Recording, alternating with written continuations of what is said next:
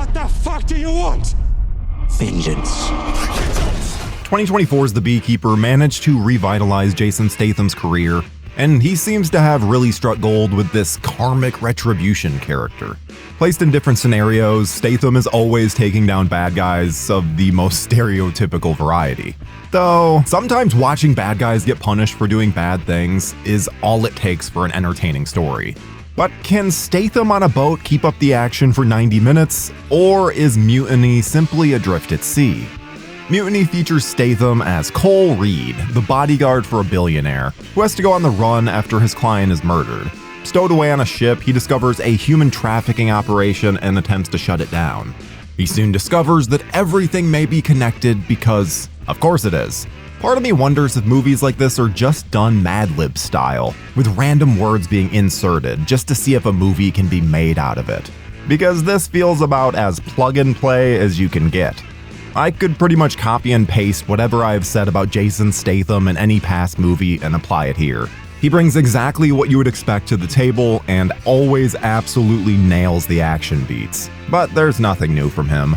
They make a really poor excuse to get Annabelle Wallace on the ship. I assume this was because they needed a woman across from Statham, even though she's not his love interest, but her presence really doesn't make much logical sense.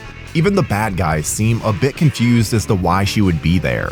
Unfortunately, all the villains are so generic and severely lacking in personality. Things pick up in the final act, and the villains are made even scummier as they show interest in the trafficked women. But the deaths just sort of happen. Maybe it's just the 80s action lover in me, but I want an exclamation point put on the deaths of villains. I don't always need a one-liner attached to them, but that certainly wouldn't hurt. Instead, anyone who seems like they're set up as more than a NPC bad guy is unceremoniously offed. I know most people aren't showing up for the story, but Mutiny feels like two different movies mashed together. One is an action film set on a boat, and the other is a conspiracy thriller about a billionaire's assassination. Both could have worked on their own, but combining them makes for some very disjointed moments. The final 5 minutes feel so tacked on and removed from the rest of the movie that it almost seems like an afterthought. Being stuck on a ship for most of the film's runtime can be very limiting as to what can actually happen. While we've seen other films make the most of limited space, Mutiny falls under the trap of everything feeling like it's just on repeat. We just move from fighting to gunplay to running away. It's hard to sustain. Thankfully, the hand-to-hand combat is extremely hard-hitting and impactful. Between the sound design and how fast it manages to be, it's easily a highlight. Sadly, the film opts for gunplay over hand-to-hand most of the time.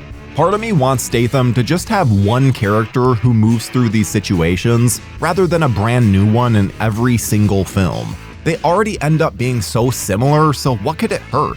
Instead, we're having to reinvest in these new people every time, despite the character being cut from the same cloth. I'm coming back for everybody. Mutiny gives me what I want from any Statham movie, an experience where I'm constantly going, holy shit, this guy is so cool. But there's not really much outside of that. When the action hits, it hits hard, but it's far too scant. And it doesn't help that the non-boat stuff feels like a wraparound story that feels more tagged on than anything. The day that Statham finally hangs up his action boots will be a sad one, so even when they don't work, like Mutiny, I'll still appreciate new outings while we get them. Which is why I'm giving Mutiny a 5 out of 10. Thank you for clicking on our video, everybody. If you like what you saw here, make sure you like the video and subscribe and share with your friends who like this sort of content. We're an independent company, and we appreciate all of your support.